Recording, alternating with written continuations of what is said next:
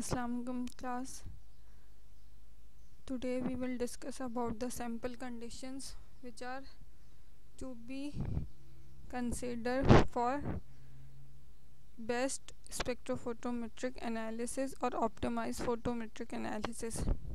क्या पढ़ने जा रहे हैं हम वो सैम्पल की कंडीशंस के बारे में पढ़ने जा रहे हैं जिनको एडजस्ट या मॉनिटर करके ऑप्टिमाइज़ करके हम बेस्ट स्पेक्ट्रोफोटोमेट्रिक एनालिसिस कर सकते हैं। मींस हमें बेस्ट रिज़ल्ट मिल सकते हैं, एक्यूरेट रिज़ल्ट मिल सकते हैं, ताकि हम अपने एनालाइट की जो क्वालिटी और क्वांटिटी डिटर्मिनेशन करने जा रहे हैं वो हम विदाउट एरर और विद मिनिमम एरर हम वो परफॉर्म कर सकें। In the previous lecture we have discussed about the instrumental parameters. Instrumental parameters में हमारे पास हमने अगर ब्रीफली ओवरव्यू करें तो हमने स्ट्रे लाइट इफ़ेक्ट पढ़ा था। इसके अलावा हमने slit width and scanning speed, ये 3 इंस्ट्रूमेंटल पैरामीटर्स थे जिनके बारे में हमने डिस्कशन करी थी। Slit width is the physical size from where the monochromatic light exits from the monochromator and pass through the sample cell for studying the behavior when light is interacted with the sample cell. Scanning speed is the scan speed selected for the automatic recording of the spectrum. Scan speed क्या है? Scanning speed क्या है कि किस speed से spectrum record किया जा रहा है इंस्ट्रूमेंट में। यानी कि स्पेक्ट्रम रिकॉर्ड मींस आपका जो एनालाइट है उसको एनर्जी दी जाती है, वो ग्राउंड स्टेट से एक्साइटेड स्टेट पे जाता है, देन वो वापस एक्साइटेड स्टेट से ग्राउंड स्टेट पे आता है और वो जो लाइट इमिट करता है वो अब नोट करके उसकी एब्जॉर्बेंस नोट करके कि कितनी परसेंट उसने लाइट ट्रांसमिट करी है, कितनी परसेंट लाइट उसने एब्जॉर्ब कर ली है। ये पूरा जो प्रोसेस है, अगर इसको स्कैन मतलब नोट करने का जो टाइम पीरियड है वो कहलाती है स्कैनिंग स्पीड। हमने उसमें डिस्कस किया था कि अगर हमारा स्कैनिंग स्पीड बहुत ज़्यादा होगी तो हमें एक्चुअल के मुकाबले में डिफरेंट रिजल्ट्स मिलेंगे। मींस उसका लैम्डा मैक्स शिफ्ट हो सकता है, उसकी एब्जॉर्बेंस की वैल्यू डिक्रीज हो सकती है। लास्ट हमारे पास जो इफ़ेक्ट था वो था स्ट्रे लाइट इफ़ेक्ट का। स्ट्रे लाइट इफ़ेक्ट जो है वो है unwanted light which interact with the sample cell and then detected by a detector. Any radiation reaching the photodetector other than the narrow range of wavelength normally transmitted by monochromator. यानी कि जो normal range है monochromator से light transmit होके जाने की, उसके अलावा अगर किसी और वेवलेंथ की लाइट फोटो डिटेक्टर पे जाके पड़ती है तो वो कहलाएगी स्ट्रे लाइट। रीज़न क्या है स्ट्रे लाइट डेवलप होने का? आइदर स्कैटरिंग और reflection inside the monochromator due to the imperfection on the optical wavelength. यानी कि जो मोनोक्रोमेटर की इनसाइड का जो स्ट्रक्चर है उसमें आपको पता है 2 लेंस मौजूद है हमारे पास, कॉलीमेटिक लेंस एंड एडजस्टिंग लेंस। अगर उसकी जो ऑप्टिकल जो शेप है जो आउटसाइड, अगर उसमें इम्परफेक्शन होगी उसकी वजह से क्या होगा? स्कैटरिंग होती है या रिफ्लेक्शन होती है, जो कि स्ट्रे लाइट इफेक्ट बनने का रीज़न बनती है कि other than the narrow range of wavelength जो हमें रिक्वायर्ड थी उसके अलावा किसी और वेवलेंथ की लाइट बढ़ती है। Stray light will cause an apparent negative deviation from Beer's law. Negative deviation from Beer's law stray light effect करता क्या है? स्ट्रे लाइट इफेक्ट आपके पास बेयर्स लॉ से की डेविएशन कॉज कर देता है। बेयर्स लॉ क्या था? बेयर्स लॉ कहता था कि absorbance and concentration is directly proportional to each other. तो जितनी स्ट्रे लाइट बढ़ती जाएगी उतनी ज़्यादा डेविएशन होती जाएगी बेयर्स लॉ से। यानी कि फॉर एग्जांपल 0.1% है तो एक सर्टन कंसंट्रेशन तक जाएगा आपका सैंपल, वहाँ तक तो वो एब्जॉर्बेंस को फॉलो कर रहा है, एब्जॉर्बेंस के अकॉर्डिंगली ही आपके पास कंसंट्रेशन के हिसाब से एब्जॉर्बेंस बढ़ रही है। लेकिन आफ्टर सम पॉइंट 0.1% है, तो बहुत लास्ट में जाके थोड़ी सी डेविएशन हो जाएगी। नेगेटिव अगर इफेक्ट था आपका स्टेरलाइट बेयर्स लॉ पे, तो क्या होगा, कंसंट्रेशन तो बढ़ रही है लेकिन एब्जॉर्बेंस उतनी नहीं बढ़ रही होगी। That will be called as negative deviation. Negative deviation का क्या मतलब हुआ है कि एक सर्टेन कंसंट्रेशन के बाद जाके क्या हो रहा है, देन कंसंट्रेशन तो बढ़ रही है बट अब उसी प्रोपोर्शन पे, उसी डायरेक्ट प्रोपोर्शन पे एब्जॉर्बेंस नहीं बढ़ रही। That will be called as negative deviation. अब ये जितनी परसेंट आपकी बढ़ती जाएगी उतनी, यानी कि फॉर एग्जांपल पहले जाती है 60 mg/L सोल्यूशन की कंसंट्रेशन, ये जस्ट एग्जांपल के तौर पे बोली हूँ, अगर 0.1% स्टेरलाइट का इफेक्ट है और 60 mg/L सोल्यूशन पे जाके उसकी डेविएशन कॉज होती है कि उतनी कंसंट्रेशन तक तो एब्जॉर्बेंस के लॉ को फॉलो कर रहा है, बट उससे बाद 65 mg/L के सोल्यूशन पे वो फॉलो नहीं करता कि कंसंट्रेशन तो अब बढ़ी है बट उतनी ही क्वांटिटी में उसके डायरेक्टली प्रोपोर्शनल एब्जॉर्बेंस नहीं बढ़ती। उसके मुकाबले में अगर 1% है तो क्या हो जाएगा, फॉर एग्जांपल 50 mg/L सोल्यूशन के बाद ही डेविएशन स्टार्ट हो जाती है। और नेगेटिव डेविएशन मीन कंसंट्रेशन बढ़ रही, एब्जॉर्बेंस नहीं बढ़ रही। और 10% स्टेरलाइट में और उससे पहले फॉर एग्जांपल 30 या 25 mg/L के तक तो फॉलो करेगा और उसके बाद फॉलो नहीं करेगा। That will be called as negative deviation from Beer's law. Stray light क्या इफेक्ट कॉज कर रहा है, negative deviation from Beer's law. Primary effect of stray light is to reduce the observe peak height, यानी कि पीक हाइट कम हो रही है। Negative deviation क्या करेगा, एब्जॉर्बेंस अगर कम हो रही है इसका मतलब है पीक की हाइट कम हो रही है। अगर हाइट कम हो रही है तो कौन सा शिफ्ट कहलाएगा, हाइपोक्रोमिक शिफ्ट कहलाएगा। स्टेरलाइट इफेक्ट क्या कॉज करता है, बेयर्स लॉ से डेविएशन कॉज करता है। और बेयर्स लॉ से कैसे डेविएशन हो रही है, नेगेटिव डेविएशन हो रही है। नेगेटिव डेविएशन होने का क्या मतलब है कि आपकी जो पीक हाइट है, यानी कि एब्जॉर्बेंस उतनी हिसाब से नहीं बढ़ रही, तो पीक हाइट कम हो जाएगी। जब पीक हाइट कम होगी तो वो कहलाएगा हाइपोक्रोमिक शिफ्ट। ये आपके पास सारे क्या थे, ये इंस्ट्रूमेंटल फैक्टर्स थे जिनकी वजह से आपके फॉल्स रीडिंग आ सकती है और आप फॉल्स इंटरप्रिटेशन कर सकते हैं अबाउट योर सैंपल। आज हम स्टार्ट कर रहे हैं सैंपल कंडीशंस, यानी कि कौन कौन सी सैंपल कंडीशंस हैं जिनको हम नोट करके अपने कंपाउंड की एक्यूरेट और विद मिनिमम और लेस एरर के साथ हम उसकी कंसंट्रेशन और क्वालिटी डिटरमाइन कर सकें। सबसे पहले हमारे इसमें दो हमारे पास मेन फैक्टर्स हैं। एक है सॉल्वेंट, यानी कि आपका जो एनालाइट है वो किस चीज़ में डिज़ोल्व होकर उसका सोल्यूशन बन रहा है, क्योंकि आपके पास यूवी स्पेक्ट्रोफोटोमीटर में सोल्यूशन फॉर्म में एनालिसिस होती है। यूवी स्पेक्ट्रोफोटोमीटर में सॉलिड में अगर आपका सैंपल है तो आप उसको एनालाइज नहीं कर सकते, और ना ही गैस में।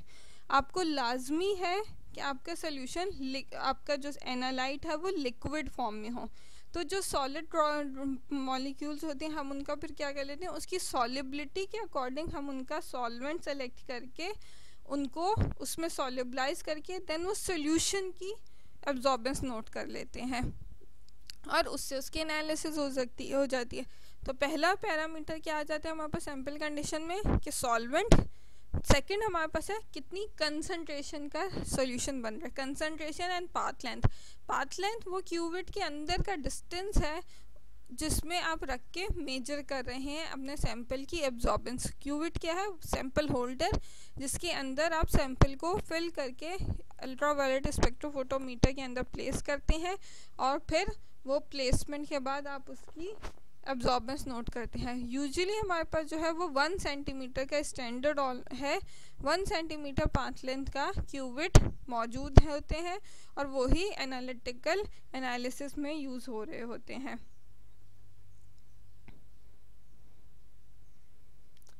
सबसे पहले अगर हम देखें सॉल्वेंट, तो सॉल्वेंट में हमारे पास क्या है, चॉइस ऑफ सॉल्वेंट सबसे पहले आता है कि कैसा सॉल्वेंट चूज़ किया जाएगा। Solvent must be according to the solubility of absorbing substance, यानी कि जिस चीज़ में आपका सॉल्वेंट, अब जाहिर सी बात है, अब ऐसा तो नहीं है कि हमने सोल्यूशन बनाया, हमने बोला कि सॉलिड फॉर्म में आपका कंपाउंड एनालाइज नहीं हो सकता, तो हमने उसका सोल्यूशन बनाना है, तो सोल्यूशन में आपका जो एनालाइट है वो कम्प्लीटली सॉलिबलाइज्ड होना चाहिए। अगर उसमें ज़रा से भी पार्टिकल्स होंगे तो आपकी लाइट जाके जब उन पार्टिकल से टकराएगी तो उसमें स्कैटरिंग हो जाएगी, और स्कैटरिंग होगी तो फिर आपके पास सही रीडिंग नहीं आएगी। तो इसलिए लाजमी होता है कि आपके पास अल्ट्रावायलेट स्पेक्ट्रोफोटोमीटर की एनालिसिस के लिए आपका सोल्यूशन एकदम क्लियर होना चाहिए। वो इमल्जन फॉर्म में नहीं होना चाहिए, वो डिस्पर्सिव फॉर्म में नहीं होना चाहिए, वो उसमें पार्टिकल्स नहीं होने चाहिए, वो एक क्लियर सोल्यूशन होना चाहिए, आइदर कलर्ड सोल्यूशन और कलरलेस, लेकिन वो होना क्लियर चाहिए। उसमें जो भी आपने एनालाइट डिज़ोल्व किए वो कम्प्लीटली डिज़ोल्व हो, उसमें कोई भी पार्टिकल्स, रिमेनिंग पार्टिकल्स ना हो, तो आप सही अल्ट्रावायलेट स्पेक्ट्रोफोटोमीटर एनालिसिस कर सकते हैं। तो इतना कंप्लीट सॉलिबलाइज क्या होगा, आप उसकी अकॉर्डिंग टू द सॉलिबिलिटी अगर सॉल्वेंट चूज़ करते हैं तो वो कम्प्लीटली तभी उसमें डिज़ोल्व होगा, तभी उसमें कोई पार्टिकल्स नहीं होंगे। तो the choice of solvent is govern by the solubility of the absorbing substance, यानी कि एब्जॉर्बिंग सब्सटेंस की सॉलिबिलिटी को बेस करते हुए चॉइस ऑफ सॉल्वेंट किया जाएगा, and by absorption of the solvent at the analytical wavelength. अच्छा, दूसरी एक चीज़ भी हमने क्या ध्यान रखनी है कि ऐसा ना हो कि आप कोई सा, देखिए सॉल्वेंट तो बहुत सारे हो सकते हैं ना जिसमें उसकी एब्जॉर्बेंस, उसकी सॉलिबिलिटी हो आपके एनालाइट की। ऐसे तो नहीं है कि कोई बस एक सिंगल ही सॉल्वेंट होगा, बस वो उसी में ही, बहुत कम ऐसे सब्सटेंस होते हैं जिनका बस एक सिंगल सॉल्वेंट होता है जिनमें वो एब्जॉर्ब हो, वरना एक रेंज ऑफ सॉल्वेंट्स अवेलेबल होते हैं जिसमें आपका एनालाइट सॉलिबलाइज होने की एबिलिटी रखता होता है। तो पहली तो बात हमने ये चेक करनी है कि आपका जो एनालाइट है वो अपनी सही ऐसे सॉल्वेंट के साथ इंटरेक्ट करे ताकि वो कम्प्लीटली सॉलिबलाइज हो जाए। दूसरा जो पॉइंट है जो हमने उसमें बहुत ध्यान से रखना है, उसको कंसिडर करना है कि आपका सॉल्वेंट इटसेल्फ उस रीजन में अब्जॉर्बेंस ना देता हो जिस रीजन में आपकी एनालाइट ने देनी है। फॉर एग्जांपल आपके एनालाइट का लैम्डा मैक्स है 320 नैनोमीटर पर, तो आपका सॉल्वेंट ऐसा नहीं होना चाहिए कि वो भी 320 या 330 या इसके आसपास के रीजन में हो। फॉर एग्जांपल एसीटोन जो है उसका कट ऑफ पॉइंट है 330 नैनोमीटर, यानी कि वो 330 नैनोमीटर तक अब एक इतनी स्पेसिफिक अब्जॉर्बेंस शो कर रहा होता है जिसको हम इग्नोर नहीं कर सकते, वो आपके रिजल्ट में इंटरफेरेंस कर सकता होता है। एक लिमिट तक एब्जॉर्बेंस अगर सॉल्वेंट शो कर रहा है तो हम उसको ब्लैंक एब्जॉर्बेंस लेके या रेफरेंस एब्जॉर्बेंस लेके हम उसको ऑटो ज़ीरो करके नलिफाई कर सकते होते हैं, लेकिन वो हम अभी आगे डिस्कस करेंगे कि वो क्या लिमिट है। लेकिन जैसे एसीटोन है उसका कट ऑफ पॉइंट है 330 नैनोमीटर। अगर कोई ऐसा सब्सटेंस है जिसका लैम्डा मैक्स आता है 670 या 580 पे, तब तो आप उसके लिए acetone as a solvent use कर सकते हैं। लेकिन अगर कोई ऐसा सब्सटेंस है जिसका खुद का लैम्डा मैक्स आएगा फॉर एग्जांपल 310 पे, 290 पे या 320 पे, तो आप फिर एसीटोन उसको एज अ सॉल्वेंट के तौर पे उस एनालाइट के लिए नहीं यूज़ कर सकते हैं। तो दो पॉइंट हमारे पास सॉल्वेंट सिलेक्शन में, क्या दो पॉइंट हमने ध्यान रखने हैं। सबसे पहला तो आपके एनालाइट की सॉलिबिलिटी हो, और इतनी अच्छी सॉलिबिलिटी हो कि उसमें कोई भी पार्टिकल रिमेन ना रहे, स्पेरिंगली सॉल्युबल होना चाहिए। दूसरा, सॉल्वेंट की इटसेल्फ एब्जॉर्बेंस उस रीजन में ना हो जिस रीजन में आपकी एनालाइट की एब्जॉर्बेंस हो। ये दो पैरामीटर्स हैं सॉल्वेंट को सेलेक्ट करने के।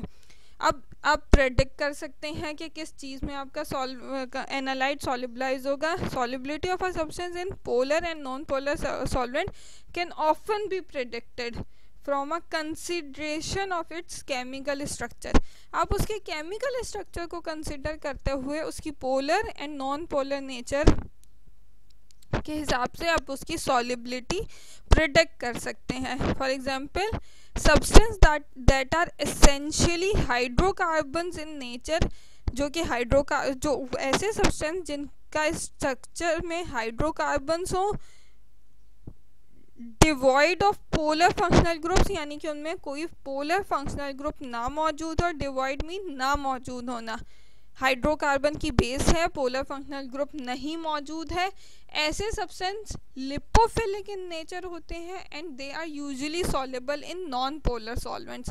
हमें ये तो रूल पता ही होगा, पोलर डिजॉल्व लाइक, तो पोलर सब्सटेंस आपके पास पोलर सॉल्वेंट में ही डिजॉल्व होते हैं, non polar substance non polar solvent में डिजॉल्व होते हैं।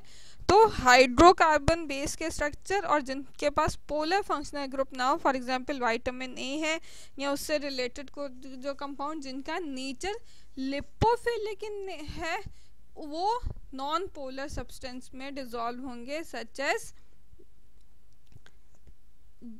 आपके पास जो ऑर्गेनिक सॉल्वेंट्स है वो नॉन पोलर सॉल्वेंट्स में आते हैं।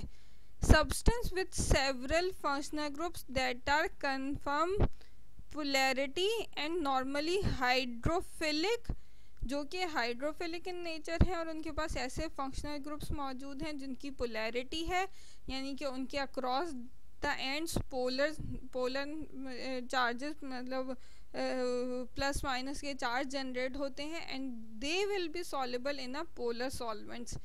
लिपोफिलिक नेचर के सब्सटेंस नॉन पोलर में डिसॉल्व होंगे, हाइड्रोफिलिक नेचर के सब्सटेंसेस पोलर सॉल्वेंट में डिसॉल्व होंगे।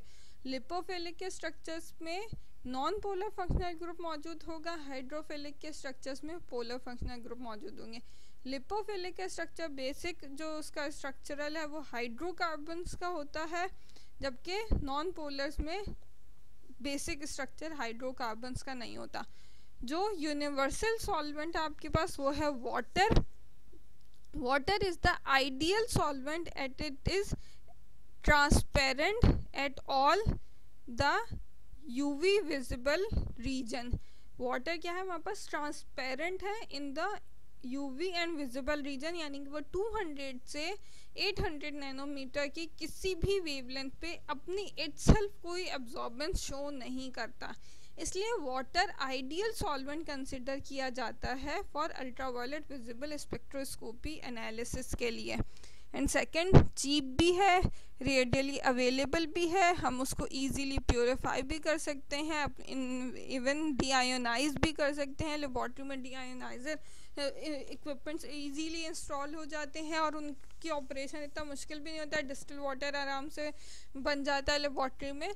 तो हम water as a universal solvent के तौर पे यूवी विजिबल स्पेक्ट्रोस्कोपी एनालिसिस में यूज़ होता है। क्या क्या फ़ायदे हैं वाटर के आपके पास? एक तो सबसे बड़ा फ़ायदा, पूरी अल्ट्रावायलेट विजिबल रीजन में वो खुद इटसेल्फ कोई एब्जॉर्बेंस शो नहीं करता। सेकंड, चीप है, इजीली आप उसको प्योरीफाई कर सकते हैं बाय लेबॉर्ट्री स्टिल्स, या जो लेबॉर्ट्री में एपरेटस इंस्टॉल्ड होते हैं, इंस्टॉलमेंट ऑपरेटर्स लगे हुए होते हैं जिसमें डीआयोनाइजर डिस्टिल वाटर होते हैं, जिससे आप इजीली अपने सॉल्वेंट को प्योरीफाई करके यूज़ कर सकते हैं फॉर द सॉलिबिलिटी पर्पस, ताकि आपका जो एनालाइट है वो कम्प्लीटली सॉलिबलाइज हो जाए, वो सोल्यूशन फॉर्म में आ जाए। जब वो सोल्यूशन फॉर्म आ जाएगा तो आप उसकी यूवी विजिबल रीजन में अब्जॉर्बेंस नोट करके आप उससे उसकी एनालिसिस कर सकते हैं। अब हमारे पास एक इसमें कंडीशन आती है, सॉल्वेंट की सिलेक्शन में एक और चीज़ भी आ जाती है हमारे पास, अगर आपका एनालाइट इक्विलिब्रियम में शिफ्ट होने की एबिलिटी रखता है, यानी कि आपका एनालाइट में कुछ ऐसा रिएक्शन पॉसिबल है कि वो एसिड टू बेस और base to acid interconverted रहता है, या कीटो से इनोल फॉर्म या इनोल से कीटोन फॉर्म, इस तरह से इक्विलिब्रियम में रहता है, तो फिर हमारे पास रिक्वायरमेंट है हम उस इक्विलिब्रियम को किसी एक पर्टिकुलर कंडीशन पे सेट करें ताकि हम उसकी यूवी एब्जॉर्बेंस नोट कर सकें, अदरवाइज आपके पास सही एब्जॉर्बेंस नहीं आएगी। तो इक्विलिब्रियम को एक पर्टिकुलर स्टेज पे सेट करने के लिए किस तरह से किया जा सकता है, उसकी पीएच एडजस्टमेंट से।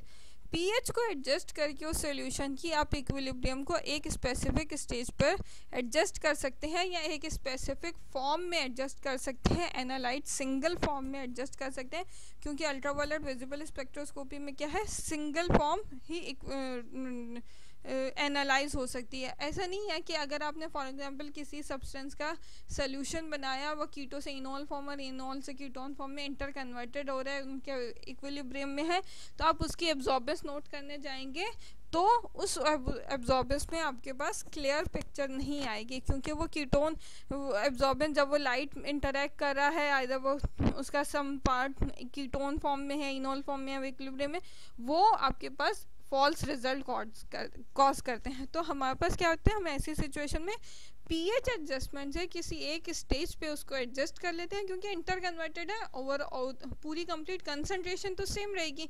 तो आप किसी एक स्पेसिफिक फॉर्म, आइदर कीटो या इनोल फॉर्म या आइदर एसिड और बेस फॉर्म, किसी एक स्पेसिफिक फॉर्म में उसको एडजस्ट कर लेते हैं और फिर आप उसकी एब्जॉर्बेंस नोट कर लेते हैं। अब स्पेसिफिक फॉर्म में एडजस्ट करने के लिए क्या करेंगे, हम उसकी पीएच एडजस्ट करेंगे, और पीएच एडजस्ट करने के लिए हम क्या क्या यूज़ कर सकते हैं, एसिड्स यूज़ कर सकते हैं, बेसिस यूज़ कर सकते हैं, और हम बफर्स यूज़ कर सकते हैं। इनकी मदद से हम किसी भी सॉल्यूशन की पीएच को एडजस्ट करके एक स्पेसिफिक केमिकल फॉर्म में उसके एनालाइट को फिक्स करके हम उसकी अल्ट्रावायलेट विजिबल स्पेक्ट्रोस्कोपी एनालिसिस कर सकते हैं।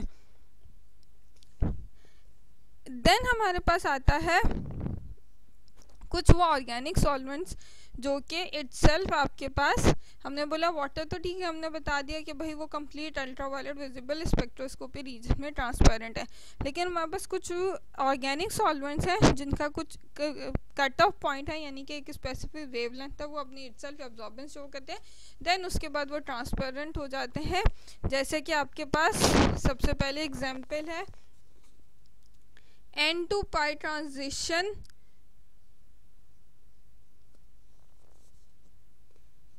With in their functional group, जैसे कि इथेनॉल है, इथेनॉल N2 पाई ट्रांजिशन शो करता है, उसकी वजह से क्या आपके पास मिलता है, इथेनॉल आपके पास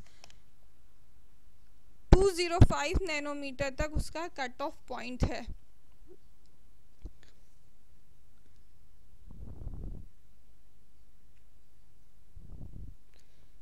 देन हमारे पास ट्रांजिशन आती है N2 पाई ट्रांजिशन, वो जो कि एसीटोन शो करता है, जिसका कट ऑफ पॉइंट है 330 नैनोमीटर।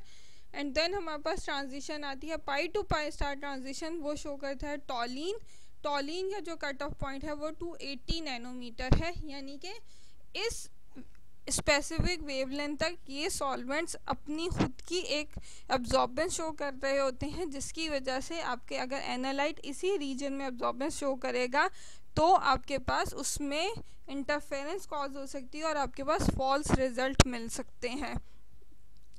इस सिचुएशन को ओवरकम करने के लिए हमारे पास एक जो ये डबल बीम स्पेक्ट्रोफोटोमीटर जनरेट होने का जो बैकग्राउंड था वो यही था कि आप रेफरेंस या ब्लैंक ऑब्जर्वेशन ले सकें। रेफरेंस एंड ब्लैंक ऑब्जर्वेशन क्या होती है कि आप सबसे पहले एक ऑब्जर्वेशन लेते हैं जिसमें खाली सॉल्वेंट की एब्जॉर्बेंस नोट कर रहे होते हैं। फॉर एग्जांपल खाली सॉल्वेंट आपको एब्जॉर्बेंस शो करता है 0.2 की एब्जॉर्बेंस शो कर रहा है या 0.3 की एब्जॉर्बेंस शो कर रहा है, एंड देन आप जब सैंपल की एब्जॉर्बेंस नोट करने जा रहे हैं और वो एब्जॉर्बेंस सैंपल 0.9 की शो कर रहा है। अब 0.9 में से 0.2 या 0.3 वॉटेवर जो भी आपके ब्लैंक सैंपल ने शो करी हुई है जिसमें जस्ट आपके पास सॉल्वेंट था, तो उसकी एब्जॉर्बेंस को माइनस कर देंगे तो रिमेनिंग जो एब्जॉर्बेंस बच रही है वो आइदर 0.6 या 0.7 है, तो वो आपकी एनालाइट की प्योर एब्जॉर्बेंस होगी, यानी कि वो सॉल्वेंट की एब्जॉर्बेंस नहीं होगी।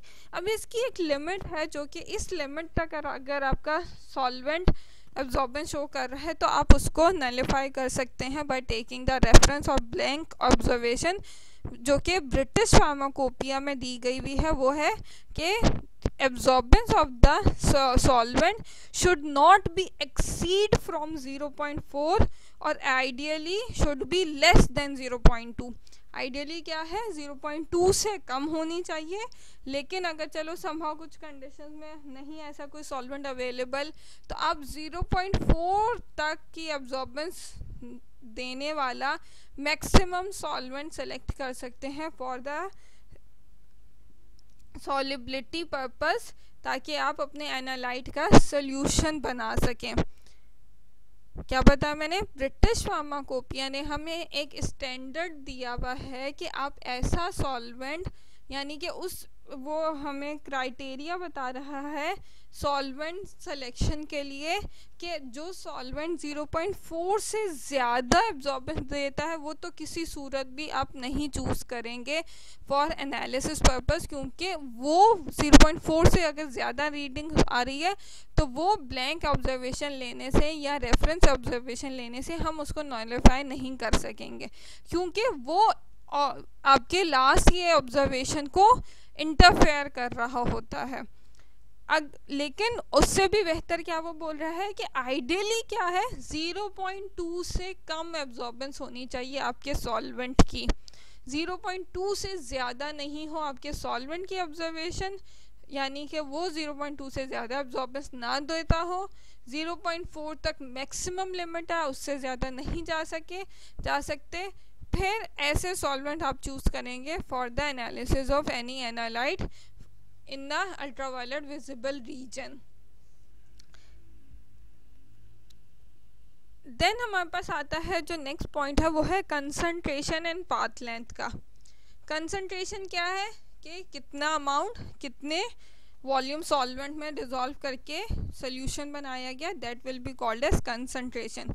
The intensity of light transmitted from an absorbing solution, यानी कि जो एनालाइट है उससे जो लाइट ट्रांसमिट होकर जाती है will show small random fluctuation owing to small variation in the light source intensity.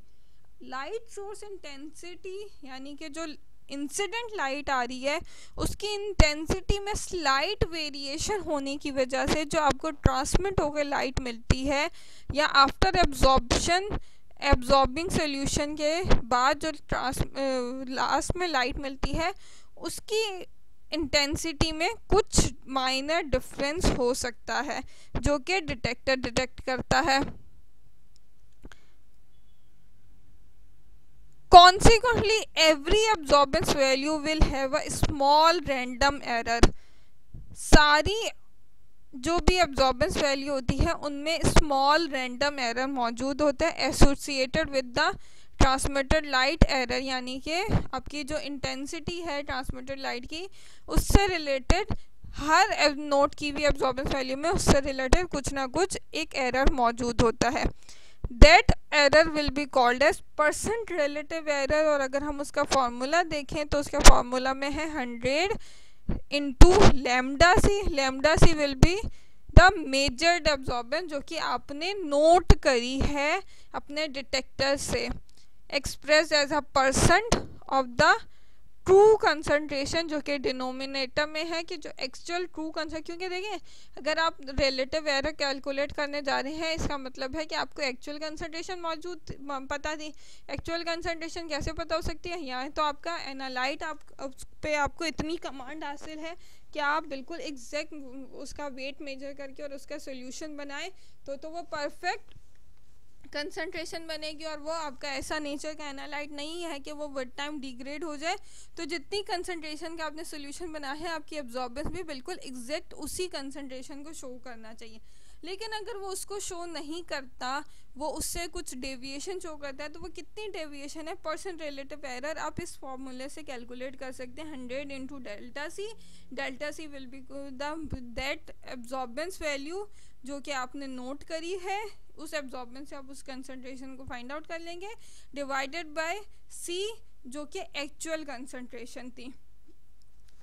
Percent relative error का जो मैग्नीट्यूड है यानी कि वो कितनी उसकी अमाउंट, मैग्नीट्यूड क्या होती है नंबर्स में फिगर, उसको मैग्नीट्यूड कह रहे हैं, मतलब क्या उसकी वैल्यू आ सकती है। मैग्नीट्यूड जो है उसके वैल्यू का वो किन दो चीज़ों पे डिपेंड करती है, वो सबसे पहले डिपेंड करती है percent relative error is dependent on the magnitude of the measure substances, यानी कि क्या किस चीज़ कौन से सब्सटेंस को मेजर कर रहे हैं उसका कितना मैग्नीट्यूड है उस पे, एंड देन सेकंड है टाइप ऑफ डिटेक्टर पे। सॉरी मैं वो परसेंट रिलेटिव से थोड़ा उसको रिलेट कर दिया। Percent relative error is dependent on the magnitude of the measured absorbance, यानी कि जिस चीज़ की आप एब्जॉर्बेंस नोट करने जा रहे हैं उसकी कितनी वैल्यू है, यानी कि उसकी कितने नंबर्स में फिगर है, फॉर एग्जांपल वो इधर 0.6 है, 0.7 है, 0.9 है, 0.10 है, इसकी भी जैसे हमारे पास वो थी एब्जॉर्बेंस की लिमिट थी कि आपके सॉल्वेंट की इससे ज़्यादा एब्जॉर्बेंस की लिमिट नहीं होनी चाहिए, इसी तरह हमारे पास स्टैंडर्ड लिमिट्स मौजूद हैं कि आपका अगर इस रेंज के दरमियान में आपका सैंपल एब्जॉर्बेंस शो कर रहा है तो वो एग्जैक्ट मेजरमेंट होगी, उससे कम या उससे ज़्यादा एरर के चांसेस ज़्यादा हो जाते हैं, कम में नॉइज़ आ सकती है या स्कैटरिंग हो सकती है और ज़्यादा में भी नॉइज़ और स्कैटरिंग या रिफ्लेक्शन या फिनॉमिना, क्योंकि लाइट पे डिपेंड कर रहा है तो उसकी एक स्पेसिफिक लिमिट है कि इसके दरमियान में अगर एब्जॉर्बेंस आपके सैंपल की आती है तो ही वो अच्छा रिजल्ट उसको एक्यूरेटली कैलकुलेट कर सकते हैं, आइदर इन अदर केसेस वो एरर शो करेगा। तो परसेंट रिलेटिव एरर किस चीज़ पे डिपेंड करता है, in on the magnitude of the major absorbance, यानी कि क्या फिगर है आपकी मेजर एब्जॉर्बेंस का, वो 0.6 है, 0.9 है, 0.10 है, 1.2 है, 1.8 है, 2 है, 3 है, 4 है, वॉट एवर। सो जो मैग्नीट्यूड है पर उसका मेजर एब्जॉर्बेंस का, सेकेंड टाइप ऑफ डिटेक्टर, किस तरह के डिटेक्टर से आपने उसकी एब्जॉर्बेंस नोट करी है, क्योंकि हमने अगर जब डिटेक्टर्स के बारे में हम पढ़ रहे थे तो हमने पढ़ा था different types of detectors are available and among them some have limitations and some have drawbacks, जो कि eventually evolve होते होते लास्ट में हमारे पास फोटो मल्टीप्लाइड डिटेक्टर जो कि लेटेस्ट इंस्ट्रूमेंट्स में यूज़ हो रहा है, जिसमें अगर आप फोटो मल्टीप्लाइड डिटेक्टर या फोटो ट्यूब डिटेक्टर, जिसको हम फोटो ट्यूब डिटेक्टर भी कहते हैं या फोटो मल्टीप्लाइड ट्यूब भी कहते हैं, अगर वो आप यूज़ करते हैं तो चांसेस आपके बहुत कम हो जाते हैं या आपकी परसेंट रिलेटिव एरर का जो फिगर है वो बहुत कम हो जाता है। क्या बात बोली मैंने कहा the percent relative error will be depend on the magnitude of the measured absorbance, यानी कि कितनी फिगर है, कितना नंबर है आपकी मेजर्ड एब्जॉर्बेंस का, और दूसरा टाइप ऑफ डिटेक्टर कौन सा डिटेक्टर यूज़ कर रहे हैं। अगर आप फोटो मल्टीप्लाई ट्यूब डिटेक्ट कर रहे हैं तो आपकी जो परसेंट रिलेटिव एरर है वो उसकी अमाउंट, उसका फिगर, उसका नंबर काफ़ी कम हो जाता है।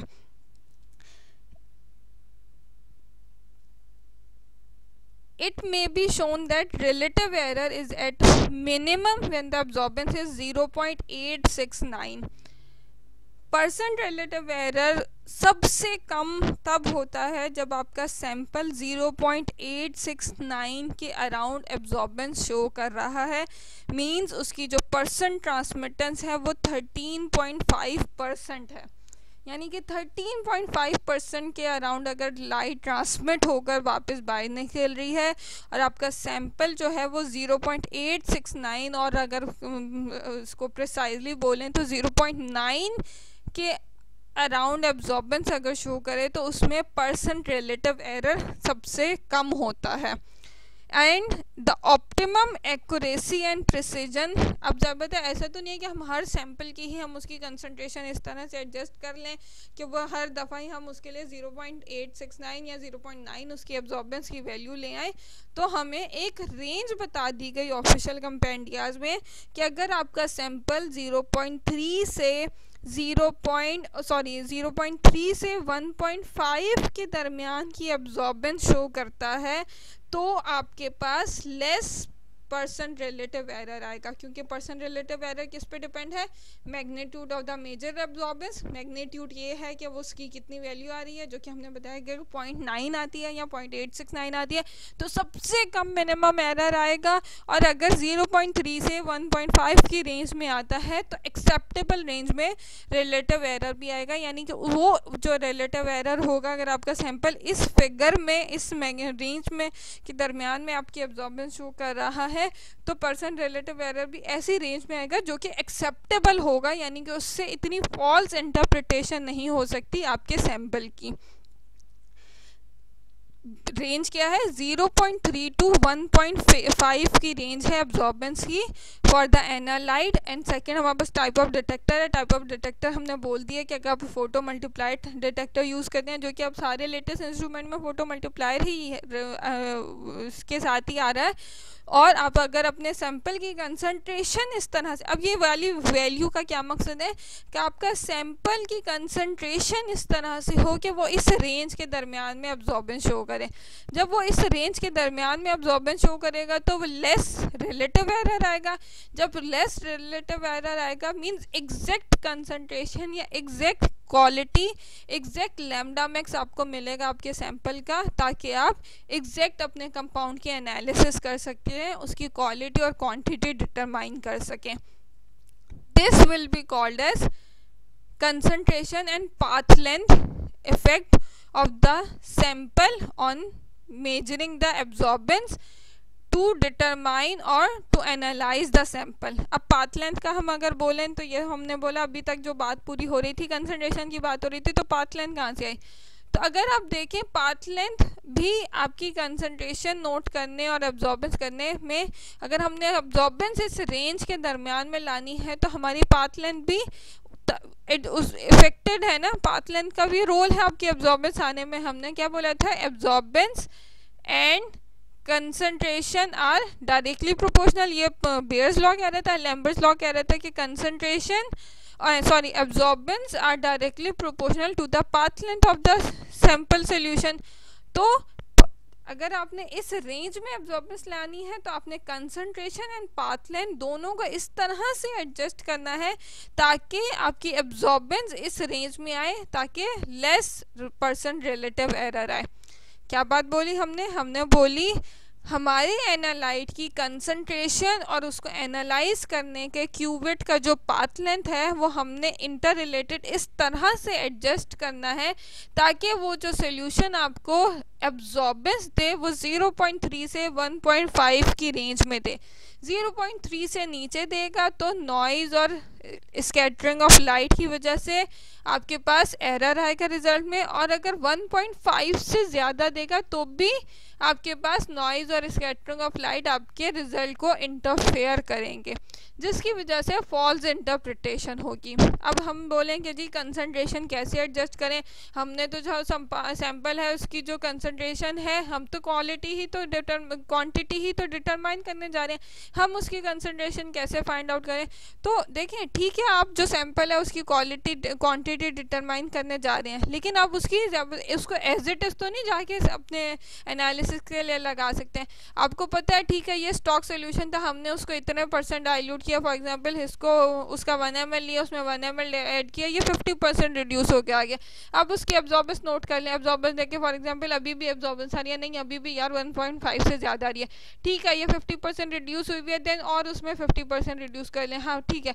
मीन्स अब ये कंपेरेटिवली टू द स्टॉक 100% मतलब इतनी 50% पहले रिड्यूस करी, देन 50 का फिर 50% रिड्यूस किया, तो टोटली 75% आपके स्टॉक के मुकाबले में रिड्यूस हुई है। क्योंकि ये जो सेकेंड टाइम 50 का 50% रिड्यूस किया होता है, ये स्टॉक का तो सेकेंड टाइम 25% रिड्यूस हो रहा है, तो लास्ट में जो सेकेंड डाइल्यूशन आपने बनाई वो 75% रिड्यूस हुआ फ्रॉम द प्राइमरी या स्टॉक सोल्यूशन कंसंट्रेशन। अब आपने 75% रिड्यूस जो सैंपल था उसकी एब्जॉर्बेंस नोट करी, वो आगे 0.5, उससे आपने उसकी कंसंट्रेशन फाइंड आउट कर ली, तो आपको ये तो पता हम कितनी % इसकी कंसंट्रेशन डाइल्यूट करके ले चुके हैं। तो आप वापस रिवर्स में कैलकुलेशन करेंगे तो आप स्टॉक की कंसंट्रेशन ईजिली फाइंड आउट कर सकते होते हैं। वो न्यूमेरिकल आपकी इंटर कन्वर्टेड रिलेशन होते हैं, आप उसको वापस से उस पर ले जाएं।